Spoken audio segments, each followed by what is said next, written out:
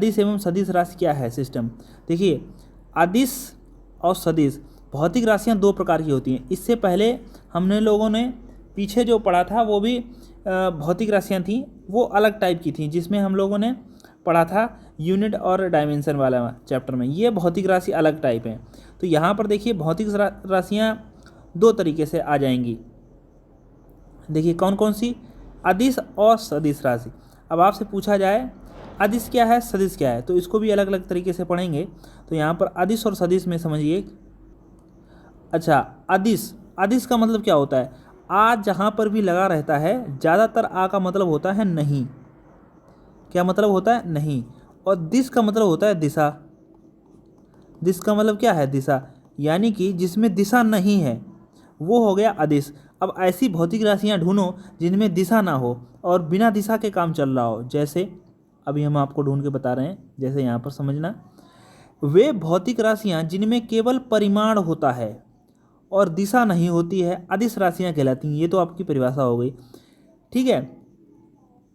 जैसे द्रव्यमान, जैसे अगर आपको कोई भी चीज़ लेनी है, जैसे मान लेते हैं आप दुकान पे गए, आपने कहा कि ऐसा करो हमें 2 किलो चीनी दीजिए उत्तर में।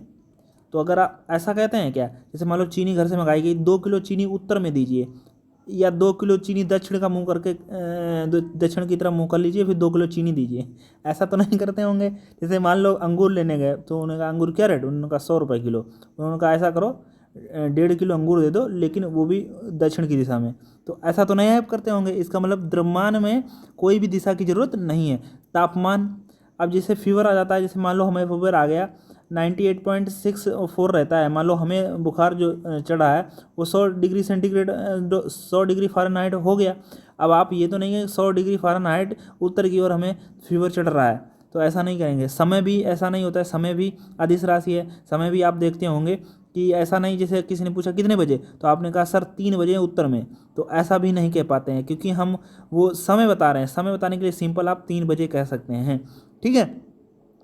तो आप ऐसे तरीके से भी देख सकते हैं कि कोई ज़रूरी नहीं है आपको सदिश और अदिश राशियाँ याद करी जाएं। आप उस राशि को देखिए और उसमें आप सोचिए क्या ऐसा होता है, क्या इसमें दिशा प्रयोग होती है। अब जिसमें दिशा प्रयोग नहीं होगी वो अदिश, और जिसमें दिशा प्रयोग हो जाएगी वो एग्जाम में हड़बड़ी में तो कहाँ इतना दिमाग लगा पाता आदमी।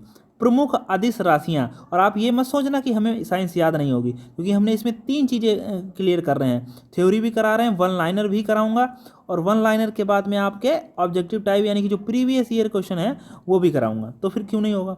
अब देखिए प्रमुख अदिश राशियाँ कौन सी है, दूरी।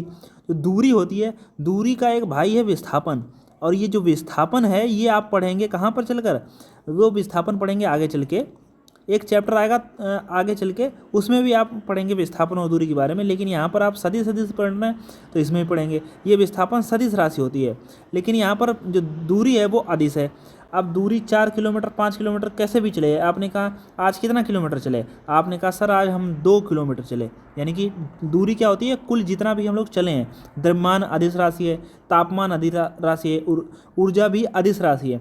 ऊर्जा यानी कि जो आपकी ताकत है, जो आपकी एनर्जी है। जैसे मान लो आपने खेत में गए और खेत में फावड़ा चला के आए हैं पूरा दिन, तो आप ऐसा थोड़ी ना कहेंगे कि उत्तर में फावड़ा चढ़ा है, यानी कितनी ऊर्जा खर्च हुई है। तो ऊर्जा के लिए आप कोई वो नहीं है।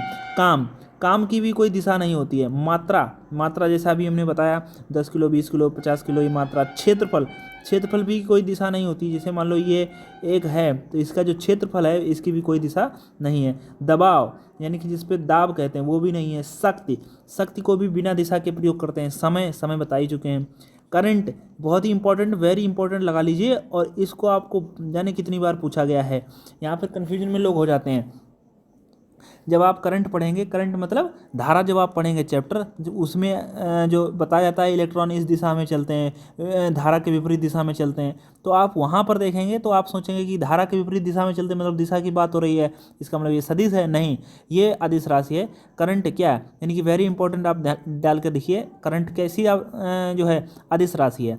आवृत्ति, जिसका मात्रक आप समझते हैं क्या होता है। आवृत्ति, आवृत्ति फ्रीक्वेंसी।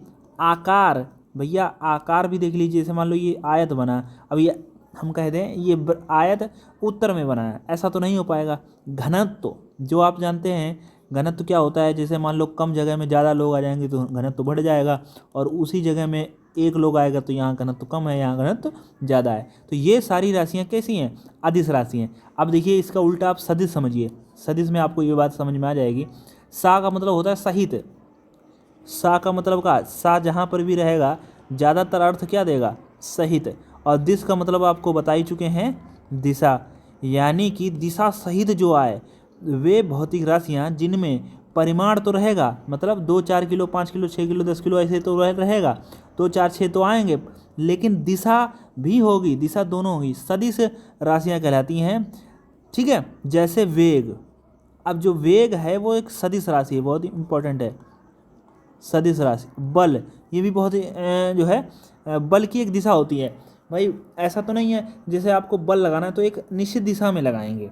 जैसे मान लो ये दीवार खड़ी हुई है, हमने कहा इस पर बल लगाया, तो दीवार का एक मुंह है तो आप निश्चित दिशा में फोर्स कर पाएंगे। तो एक बल की दिशा होती है। त्वरण, त्वरण से ही बल बना हुआ है। अच्छा, वेग से त्वरण बना है, त्वरण से बल बना है, तो इसीलिए ये सभी सदिश राशि हैं।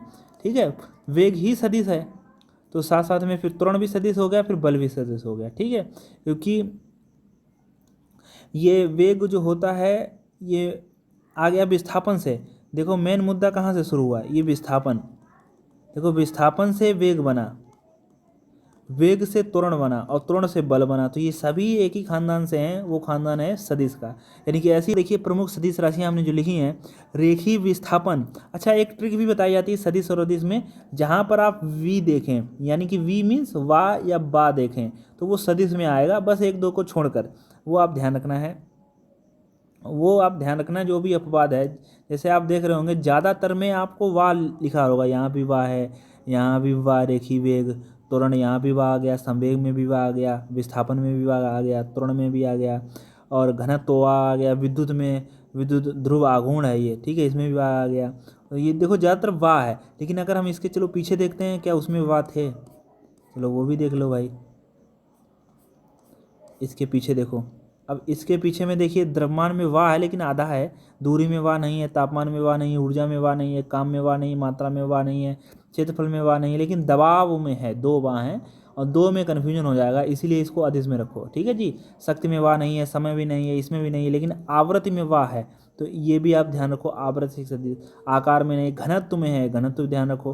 तो जिस तरीके से हमने आपको समझाया उसको आप उस तरीके से ध्यान रख सकते हो। घनत्व का भाई कोई चीज़ गाढ़ी है या पतली है उसको घनत्व कहते हैं, वो उसका दिशा से कोई लेना देना नहीं है। तो आपने क्या समझा? आपने देखा कि सदिश में ज़्यादातर वाह आ रहा है, जैसे रेखीय विस्थापन, तो विस्थापन जहाँ पर भी रहेगा वो सदिश रहेगा। रेखीय वेग, वेग जहाँ पर भी रहेगा वो सदिश रहेगा। रेखीय त्वरण, त्वरण जहाँ पर भी रहेगा वो सदिश रहेगा। रेखीय संवेग, संवेग ध्यान रखना है, संवेग भी आपका क्या है, P बराबर m इंटू वी होता है, ये v क्या है, वेग है, तो ये भी आपका क्या हो जाएगा, सदिश हो जाएगा। वेग कैसा है, सदिश राशि। बल, अभी हमने बताया बल सदिश होता है। कोणीय विस्थापन, तो विस्थापन जहाँ पर भी रहेगा वो सदिश रहेगा। कोणीय वेग जहाँ पर भी रहेगा सदिश रहेगा। त्वरण जहाँ पर भी रहेगा सदिश रहेगा। कोणीय संवेग जहाँ पर भी रहेगा सदिश रहेगा। ये बल आघूर्ण आया तो ये भी सदिश हो गया। चुंबकीय क्षेत्र प्रेरण, चुंबकीय क्षेत्र प्रेरण की एक दिशा होती है निश्चित, आप जब आप पढ़ेंगे चुंबकीय वाला चैप्टर तो उसमें देखेंगे। चुंबकीय क्षेत्र की तीव्रता, ये भी एक सदिश राशि। चुंबकीय क्षेत्र की तीव्रता ये भी है। चुंबकीय आघूर्ण ये भी।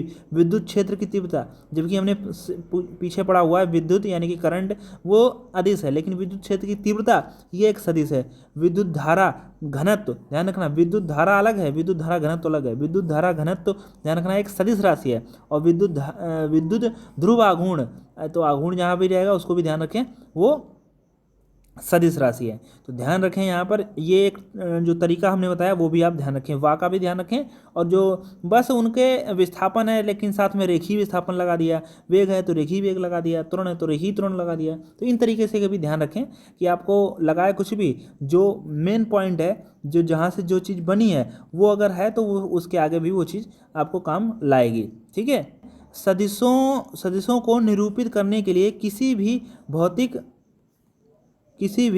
भौतिक राशि के ऊपर चिन्ह तीर के चिन्ह का प्रयोग किया जाता है, जहां तीर का माथा उसकी दिशा को बताता है तथा उसकी लंबाई उसके परिमाण को बताती है। मतलब यहाँ पर ये जो माथा है ये इसकी दिशा को बताएगा, और जो ये वाला है ये इसके ये इसके क्या परिमाण को बताएगा, ठीक है, वही उसकी लंबाई उसके परिमाण को बताती है, ये परिमाण को बता पा रहा है और ये दिशा को बता पा रहा है, ठीक है। कोई भी चीज़ है उसको कैसे निरूपण करें, जैसे ए है, इसके ऊपर ये लगा दिया तीर, तो ये क्या हो गया, सदिश राशि का निरूपण हो गया है, ठीक है। कोई भी चीज़ है ये बी, ये सदिश राशि का निरूपण है। तो सदिश को निरूपित करने के लिए किसी भौतिक राशि के ऊपर तीर का चिन्ह प्रयोग किया जाता है, तो तीर का चिन्ह प्रयोग कर दिया। आप देखिए कन्फ्यूजन शुरू हो जाता है, क्योंकि यहाँ से चीज़ें लोगों को समझ में आती नहीं है, इसीलिए बहुत ध्यान से समझिए। सदिशों के जोड़ का नियम, देखो दो ही चीज़ें आपको पढ़नी है, एक सदिश के बारे में पढ़ना है, एक अदिश के बारे में। पहले तो सदिशों के जोड़ का नियम समझिए, ये है त्रिभुज का नियम। अब ये देखो ये कैसे समझ में आएगा, देखो इसका तो सिंपल फंडा है, यानी कि जो आर बराबर है, आर वेक्टर जो बराबर है, तो यहाँ पर देखिए ए और प्लस बी इन दोनों को जोड़ लिया गया है। लेकिन भैया जोड़ने का कोई नियम तो होगा, कैसे जोड़ लिया, आर वेक्टर बराबर ए वेक्टर प्लस बी वेक्टर, ये कैसे आपने जोड़ लिया, तो इसका हम तरीका बता देते हैं। जैसे मान लो कोई चीज़ ऐसे है, ये इसका होता है हेड, पीछे टेल है, और ये वाला भाग किसी ऐसे से जुड़ रहा हो, जैसे इसका जो हेड है वो टेल से जुड़ रहा हो, हेड कैसे जुड़ रहा हो, वो टेल से जुड़ रहा हो हेड, तब जाकर आपको जो फाइनली जो उत्तर निकालने हैं, यानी कि आर वेक्टर बराबर जो निकाल लेंगे, सीधे आपको जोड़ देना है ए वेक्टर प्लस बी वेक्टर, जहाँ पर भी जुड़ रहा हो, तो ये त्रिभुज के जैसा ही होता है। तो इसीलिए जैसे आपको यहाँ पर ए वेक्टर की वैल्यू है 5 और बी वेक्टर की वैल्यू है 3, तो आर वेक्टर जो बराबर हो जाएगा, तो 5 3 8। ये सिंपल सा त्रिभुज का नियम है, बहुत ही सिंपल है। जो इसका रिजल्ट जो परिणाम है वो इस तरीके से निकलेगा, ठीक है जी, बहुत ही सिंपल है, वो हमने तरीका आपको बता दिया। जैसे इसका जो ये तीर का निशान है, इसको कहीं पीछे से कोई आकर ऐसे जोड़ रहे हैं, तो इन दोनों का जो फाइनली उत्तर आएगा वो इन दोनों का जोड़ होगा, ठीक है। ये देखिए यहाँ पर समझते हैं समांतर चतुर्भुज का नियम। अब समांतर चतुर्भुज का नियम कैसे समझेंगे आप, देखिए देखो, अब यहाँ पर आप देख रहे होंगे, यदि कोई दो सदिश ए और बी एक दूसरे को थीटा कोण पर हों, तो उसके परिणामी का परिणाम क्या होगा, परिमाण क्या होगा, ठीक है। अब देखिए, अब यहाँ पर आप एक चीज़ देख रहे होंगे, इसका भी हेड दूसरी तरफ है, इसका भी हेड दूसरी तरफ है, इनकी दोनों की टेल टेल जुड़ रही है। जब टेल टेल जुड़ रही है तो अब इसको कैसे लगाएंगे, तो ध्यान देना, जब आपको इसका जो हेड है इसके टेल से जुड़ जाए, तब तो आप सीधे ऐड कर देंगे। लेकिन जब आपको पूंछ जुड़े, यानी कि टेल टेल जुड़े, तब आपको क्या अपनाना है वो चीज़ समझो। तो यहाँ पर एक ए वेक्टर है और एक बी वेक्टर है, ए वेक्टर और बी वेक्टर, ये दोनों की पूंछें जुड़ी हैं। जब पूंछें जुड़ी हों तब आप कौन सा अपनाओगे नियम, यानी कि जो परिमाण निकालने के लिए आप कौन सा नियम अपनाओगे, वो चीज़ समझो। आर बराबर यानी कि परिमाण और A square plus B square plus 2ab cos theta, ये लिखा हुआ है 2ab कॉस थीटा, ये अपनाएंगे आप, ठीक है। तो यहाँ पर आप ध्यान दें, यानी कि ए और बी को जोड़ने के लिए आर की जगह पर क्या है, ए और बी को जोड़ने के लिए आप अंडर रूट में A square plus B square plus 2ab cos theta रखेंगे, और इन दोनों को घटाने के लिए तो क्या करेंगे, A vector minus B vector घटाने के लिए तो A square plus B square minus 2ab cos theta रखेंगे। तो यहाँ पर थीटा क्या है, ए तथा बी के बीच का कोण है। अच्छा, एक चीज़ यहाँ पर इंपॉर्टेंट बात ये भी लिखी हुई है, दो सदिशों के परिणामी का परिमाण कभी भी शून्य नहीं हो सकता है और ना ही ऋणात्मक हो सकता है। तो यहाँ पर कभी भी शून्य नहीं होगा, जब दो वेक्टर को जोड़ोगे, दो सदिशों को जोड़ोगे, उसका परिमाण कभी भी शून्य नहीं होगा और ना ही ऋणात्मक होगा। ये आप बात ध्यान रखो, ये स्टेटमेंट में आपसे पूछी जाती है। तो आप एक बार फिर से समझो इस चीज़ को। यहाँ से अगर आपकी इसमें पूंछ जुड़े, तो यहाँ पर कोई कुछ बताने वाला नहीं है, बस समझो सही से। अब इसकी पूंछ, तो इसके बीच का जो कोण जो भी रहेगा, मान लें थीटा, यहाँ पर ए वेक्टर है, यहाँ पर बी वेक्टर है, तो इसका जो परिमाण है, यानी कि जो इसका दोनों का जोड़ जो है, दोनों का जोड़ कैसे निकलेगा, तो बराबर under root A square plus B square plus 2ab cos theta. अगर इन दोनों को घटाना है तो अंडर रूट में A square B square minus cos theta, ठीक है, इन दोनों का। तो इस पर भी बहुत ही अच्छे सवाल बनते हैं, ये आप ध्यान रखें। अच्छा, यहाँ पर ये बला क्या लिखी हुई है, इसका मतलब है कि कॉस थीटा, देखो एक चीज़ और समझा देते हैं, आपने जो ट्रिग्नोमेट्री पढ़ी होगी, जो कॉस थीटा का जो वैल्यू होता है वो ज़्यादा से ज़्यादा कितना होता है, ज़्यादा से ज़्यादा इसका जो वैल्यू हो सकता है वो ज़्यादा से ज़्यादा 1 हो सकता है, 1 से ज़्यादा कॉस थीटा की वैल्यू नहीं होती है। और कॉस थीटा का मान कम से कम कितना हो सकता है, माइनस, यानी कि माइनस से जो है कम कॉस थीटा की वैल्यू नहीं हो सकती है। यही वो कह रहा है कि कॉस थीटा का जो मान है वो -1 के बराबर और इससे छोटा भी होगा, और यही कॉस थीटा का मान जो है 1 के बराबर और इससे बड़ा नहीं हो सकता है। ठीक है, यही वो बोल रहा है। तो ध्यान दें, देखो r बराबर जो है a² + b² + 2ab cos theta होता है। ठीक है, अब अगर हम इस चीज़ को कॉस थीटा को अभी हमने आपको समझाया, यानी कि जो कॉस थीटा का जो मान है वो ज़्यादा से ज़्यादा +1 हो सकता है, और जो कॉस थीटा का जो मान है वो कम से कम -1 हो सकता है। यानी कि अगर हम कॉस थीटा का मान +1 पुट कर दें तो यहाँ से r ज़्यादा से ज़्यादा आ जाएगा। अब देखो a और b तो कांस्टेंट है, कॉस थीटा का मान कम और ज़्यादा और कम होगा, तो मैक्सिमम r मैक्सिमम निकालने के लिए कॉस थीटा की जगह पर 1 लिख दें, क्योंकि r मैक्सिमम हमसे अगर पूछा जाएगा तो हम थीटा का मान ज़्यादा से ज़्यादा ही लेंगे, और ज़्यादा से ज़्यादा कॉस थीटा का मान कितना होता है, 1 होता है। तो 1 रखा, तो यहाँ पर बना a² + b² + 2ab, और a² + b² की 2ab की जगह पर हम लोग लिख सकते हैं a + b का होल स्क्वायर, क्योंकि a + b का होल स्क्वायर बराबर क्या होता है, a² + b² + 2ab, यानी कि इसकी जगह पर हम ये लिख सकते हैं। तो ये इसकी जगह पर ये लिख दिया गया। अब ध्यान दें, तो r मैक्सिमम बराबर आ गया a + b। अब एक चीज़ और ध्यान दीजिए, जैसे मान लो a + b का होल स्क्वायर, जब यहाँ पर होल स्क्वायर लगाओ और अंडर रूट भी लगाओ तो ये अंडर रूट और स्क्वायर हट जाते हैं, सिर्फ बचेगा a + b। तो यहाँ पर r जो मैक्सिमम आया वो a + b आया। ठीक है, बहुत इंपॉर्टेंट यहाँ पर ये फैक्ट निकला है, यानी कि जब दोनों की पूंछ पूंछ जुड़ रही होगी तो उस कंडीशन में जो अधिकतम मान है वो a + b होगा, यानी कि दोनों को जोड़।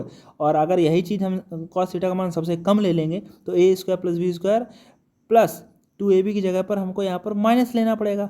ठीक है, माइनस क्यों, माइनस कॉस थीटा का सबसे कम मान लिया माइनस। अब ये माइनस करेंगे तो ये बन जाएगा a² + b² - 2ab, और ये फार्मूला होता है a - b का होल स्क्वायर, इसीलिए यहाँ पर a - b का होल स्क्वायर लगा।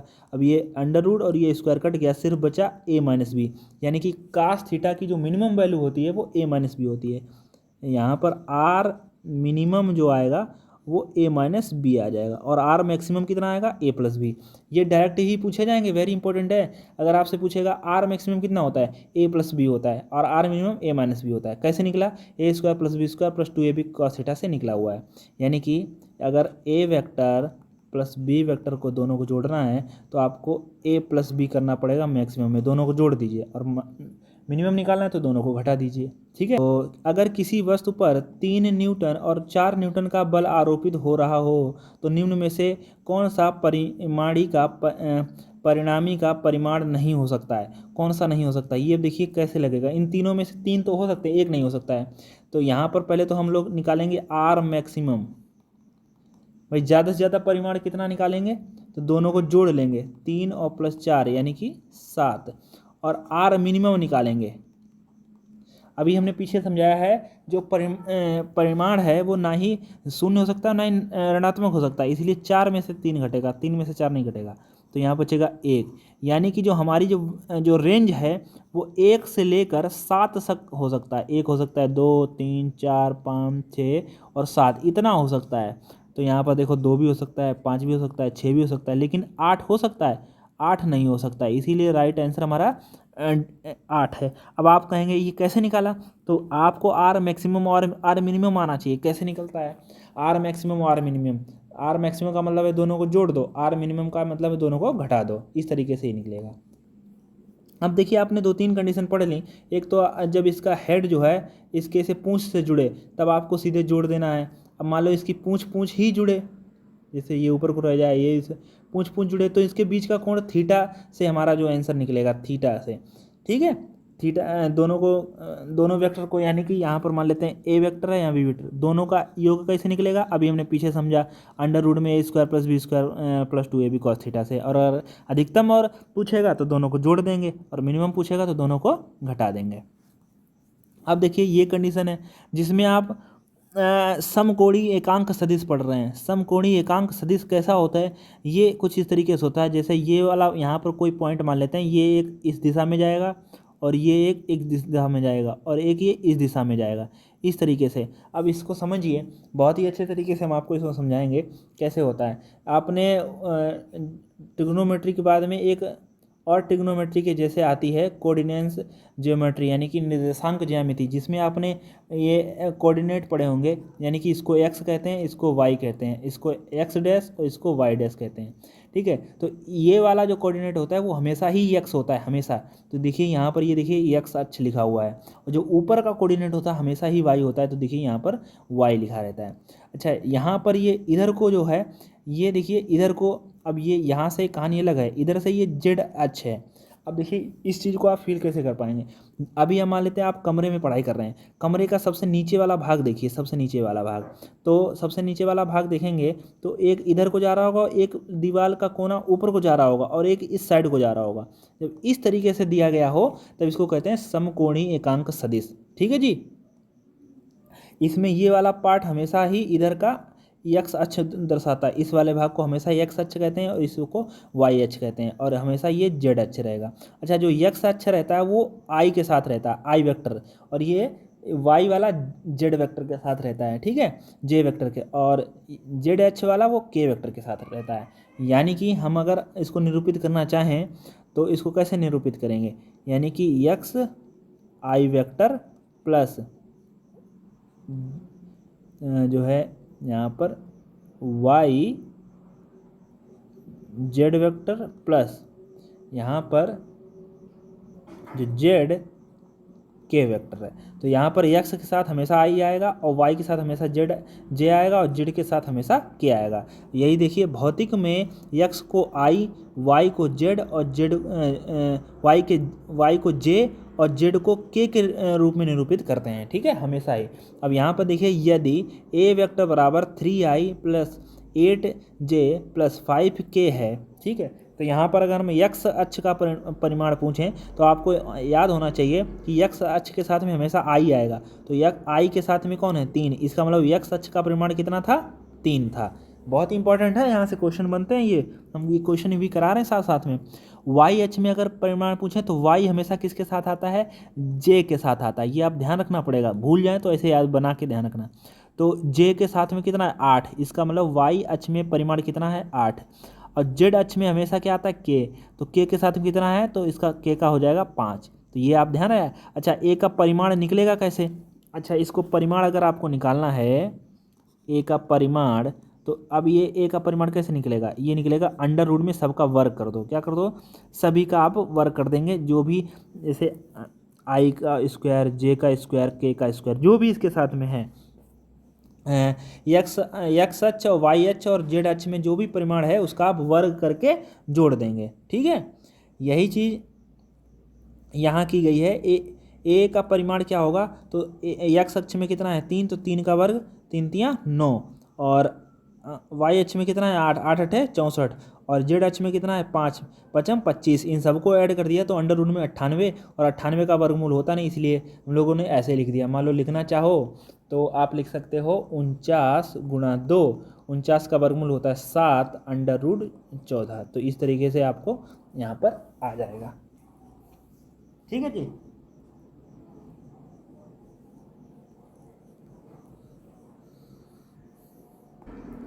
अब कुछ इसी तरीके से ये एक एग्जाम्पल यहाँ पर दिया गया है, ये भी समझो।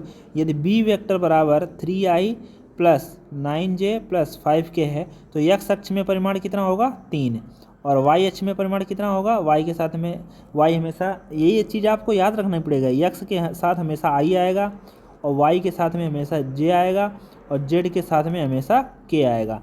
तो आपसे पूछा गया है एक्स अक्ष में परिमाण, तो जहाँ पर भी आई रहे, कोई ज़रूरी नहीं पहले ही आई हो, वो बाद में भी कर सकता है, आगे पीछे भी तो कर सकता है, उसमें क्या है, जोड़ने को तो हम 3 + 2 ये भी 5 होते हैं, और 2 + 3 ये भी 5 होते हैं। तो आपको देखना है आई कहाँ है, आई के साथ में 3, तो एक्स अक्ष का परिमाण होगा 3, वाई के साथ में हमेशा जे आता है, तो जे कहाँ है, ये है, तो जे का परिमाण कितना होगा 9, और जेड अक्ष में हमेशा के होता है, तो के साथ में 5। तो इस तरीके से आपसे क्वेश्चन, तो एक बल 2 आई कैप प्लस 3 जे कैप प्लस 6 के कैप द्वारा प्रदर्शित होता है, इस बल का परिमाण क्या होगा। अब इसका बल का परिमाण पूछ रहे हैं, तो अगर आपसे परिमाण पूछेंगे तो अंडर रूट में आपको सबको क्या करना पड़ेगा, वर्ग करना पड़ेगा, यानी कि आई का स्क्वायर करना पड़ेगा, जे का स्क्वायर करना पड़ेगा, और के का स्क्वायर करना पड़ेगा, यानी कि यक्स का स्क्वायर वाई का स्क्वायर, या आप यूँ लिख सकते हैं, एक बारी फिर से लिख देते हैं, आर यक्स का स्क्वायर वाई का स्क्वायर और जेड का स्क्वायर। तो यक्स आई के साथ में आता है हमेशा, तो ये 2 दूनी या 2 का वर्ग लिख लो, या सीधे 2 दूनी 4 लिख लेते हैं। वाई हमेशा जे के साथ आता है, तो 3 तिया 9 लिख लो, या 3 का वर्ग लिख लो। चलो अभी पहला तो समझा के लिख रहे हैं, 6 का वर्ग लिख लेते हैं। तो यहाँ पर देखेंगे 2 का वर्ग 4 और 3 का वर्ग 9 और 6 का वर्ग 36।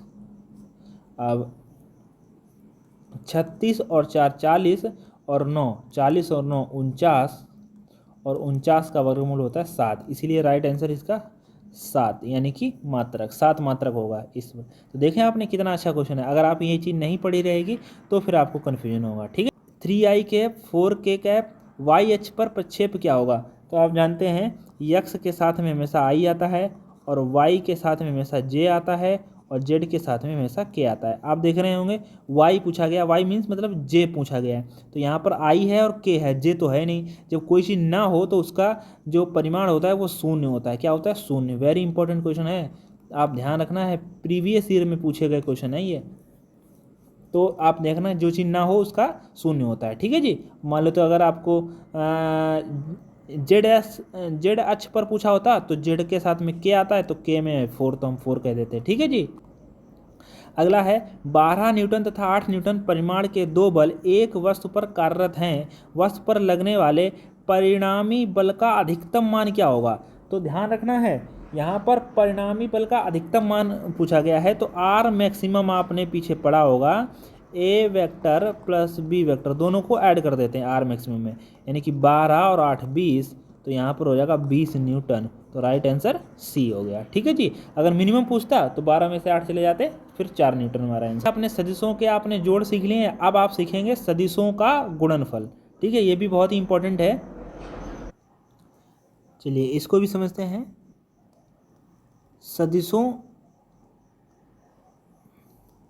सदिशों का गुणनफल। ठीक है, एक मिनट। अब ठीक है, सदिशों का गुणनफल। अब देखिए सदिशों का अदिश गुणनफल, सदिशों का जो गुणनफल होता है वो अदिश गुणनफल, यानी कि सदिशों के अदिश गुणनफल को डॉट से सूचित किया जा सकता है। डॉट मतलब जहाँ पर एक बूंदी रखी हो, सदिशों के अदिश गुणनफल। ठीक है, तो ध्यान रखिए, यदि कोई कोई सदिश होगा तो कैसे पता चलेगा? ये ऐसे इसके ऊपर क्या लगा होगा? एक चिन्ह, यानी कि एरो का चिन्ह लगा होगा। ठीक है, ये सदिश है। यानी कि यदि कोई 2 सदिश यानी कि ए और बी एक दूसरे को थीटा कोण पर काट रहे हो, तो उनका अदिश गुणनफल क्या होगा? अदिश गुणनफल यानी कि ए वेक्टर डॉट बी वेक्टर बराबर होता है ए बी कॉस थीटा होता है। ठीक है, जैसे यहाँ पर देखिए आप, ये एक सदिश है और ये सदिश है, ये दोनों ये थीटा पर काट रहे हैं और इनकी दोनों की पूंछ मिल रही है। अगर इन दोनों को ऐड करना होता तो ऐड करने के लिए हम पीछे पढ़ चुके हैं, √a² + b² A B cos theta.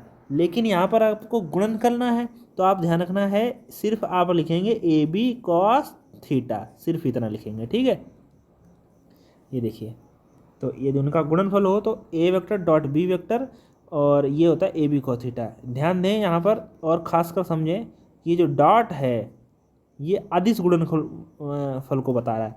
ये देखिए अदिश गुणनफल है, सदिशों के अदिश गुणनफल को डॉट से सूचित किया जाता है। ठीक है, ये आप बहुत ही ध्यान से समझें, इसमें एमसीक्यू जो बनता है जो वो बहुत ही वीआईपी बनता है। ऐसे आपसे पूछेंगे कि ये क्या लिखा हुआ है, ये ध्यान रखना, ये लिखा हुआ है, एक तो ये सदिश हैं और ये डॉट लग गया इसलिए अदिश हो गया, यानी कि ये जो सदिश हैं ये सदिशों का ये गुणनफल है अदिश, सदिशों के अदिश गुणनफल को डॉट से सूचित किया जाता है। ठीक है जी। सदिशों का अदिश गुणनफल एक अदिश राशि होता है। क्या होता है? अदिश राशि, यानी कि सदिशों का अगर आपने गुणा कर दिया तो वो एक अदिश राशि हो जाएगी। सदिशों का जो अदिश गुणनफल होता है वो एक अदिश राशि हो जाएगी, यानी कि जहाँ पर भी अदिश आ जाएगा तो फिर वो अदिश हो ही जाएगा। अगर यहाँ पर सदिशों का सदिश गुणनफल होता है तो वो सदिश राशि होती है, जैसा कि आगे लिखा रहेगा। सदिशों का सदिश गुणनफल है ये। सदिशों का सदिश गुणनफल कैसे रिप्रेजेंट करते हैं? इसको हम लोग ए वेक्टर और बी वेक्टर, ये दोनों ही सदिश हैं, इनकी अगर इसमें क्रॉस हो जाए तो ये सदिशों का सदिश गुणनफल होता है। अगर इन दोनों के बीच में डॉट आ जाए तो ये सदिशों का अदिश गुणनफल होता है। अब देखो कितना ही मतलब लैंग्वेज कितनी घुमावदार है। इसी में अगर आपसे क्वेश्चन पूछ ले कि बताओ सदिशों का सदिश गुणनफल को कौन रिप्रेजेंट कर रहा है, तो ये रिप्रेजेंट कर रहा है सदिशों के सदिश गुणनफल। एक तो ये सदिश था वेक्टर लगने से और इसमें क्रॉस लग गया तो ये सदिश होता है। इसको कहते हैं सदिशों का सदिश गुणनफल। और सदिशों के सदिश गुणनफल को हमेशा क्रॉस यानी कि गुणे से सूचित किया जाता है। यदि कोई दो सदिश ए और बी एक दूसरे को थीटा कोण पर काटें तो उनका सदिश गुणनफल क्या होगा, तो ध्यान देना सदिश गुणनफल होगा ए क्रॉस बी, ए वेक्टर क्रॉस बी वेक्टर बराबर ए बी साइन थीटा होता है। ध्यान रखना यहाँ पर साइन थीटा है, वहाँ पर कॉस थीटा था, ये साइन थीटा होता है। ठीक है, और यहाँ पर एन कैप जो है तल के लंबवत है जो सदिश है, तो यहाँ पर वही सेम कंडीशन है, बस आप इतना ध्यान का जो सदिश गुणनफल होता है वो एक सदिश राशि होती है। ठीक है जी, इतना तो समझ गए होंगे। अब आप कुछ भी ना समझ पाए होंगे, जो हमने समझाया वो आप समझ गए होंगे कि ए वेक्टर और बी वेक्टर ये दोनों लोग सदिश हैं, इनके बीच में डॉट लगा दिया तो ये होता है सदिशों का अदिश गुणनफल। अगर इन दोनों के बीच में ये दोनों लोग सदिश हैं और इनके बीच में क्रॉस लगा दिया तो ये होता है सदिशों का सदिश गुणनफल। और ये हमेशा ही एक सदिश राशि होती है और ये एक अदिश राशि हो जाएगी। क्यों? क्योंकि ये दोनों थे तो सदिश, इनके बीच में एक अदिश आ गया तो ये अदिश बन जाएगा। ठीक है, इतना तो आपको समझ में आई गया होगा। और इनका जो फार्मूला होता है, इन दोनों का जो गुणनफल होगा ए बी साइन थीटा होता है और एन कैप, और यहाँ पर होता है ए बी कॉस थीटा होता है। तो इतना आप समझ गए होंगे। कॉस थीटा आ जाए तो समझ लेना सदिशों का अदिश गुणनफल है, और साइन थीटा आ जाए तो समझ लेना सदिशों का सदिश गुणनफल है। कॉन्सेप्ट है वियोजन। अब ये वियोजन क्या बोला है इसको भी आप समझ लीजिए। देखिए सदिशों का वियोजन हो जाए यानी कि दोनों लोग अगर आपस में बट जाएं तो फिर क्या होगा, किसी सदिशों के प्रभाव को दो या दो से अधिक दिशाओं में व्यक्त करने की प्रक्रिया को सदिशों का वियोजन कहते हैं। यानी कि आप देखते होंगे जैसे ये चीज़ है, ये हमेशा एक्स अक्ष को बताती है और ऊपर वाले वाई अक्ष को बताती है, बता चुके हैं, ये हमेशा ही एक्स अक्ष रहेगा। ठीक है, और जो ये वाला जो एरिया होता है, ये वाला ऊपर को जो मुंह रखता है वाई अक्ष वाला, ये हमेशा साइन थीटा को प्रेजेंट करता है। यानी कि इधर रहेगा एफ साइन थीटा, और जो ये वाला जो एरिया है इस साइड का ये हमेशा ही कॉस थीटा को प्रदर्शित करता है, ये रहेगा एफ कॉस थीटा। क्योंकि इसके बीच में जो डिवाइड कर रहा है वो है एफ, तो जो भी यहाँ पर रहेगा, जैसे मान लो तो यहाँ पर आर रहता है तो आर कॉस थीटा, एफ है तो एफ साइन थीटा, ऐसे करके। नीचे वाला भाग ध्यान रखना, नीचे वाला भाग हमेशा ध्यान रखना कॉस थीटा से रिप्रेजेंट करा जाएगा, ऊपर वाला साइन थीटा से। और एफ आएगा कि एल आएगा कि एम आएगा एन आएगा वो बताएगा ये बीच वाली लाइन। जैसे यहाँ पर आप देख रहे होंगे ये एफ से लिखा गया है तो इसलिए एफ साइन थीटा है, और ये एफ है तो यहाँ पर नीचे होगा एफ कॉस थीटा।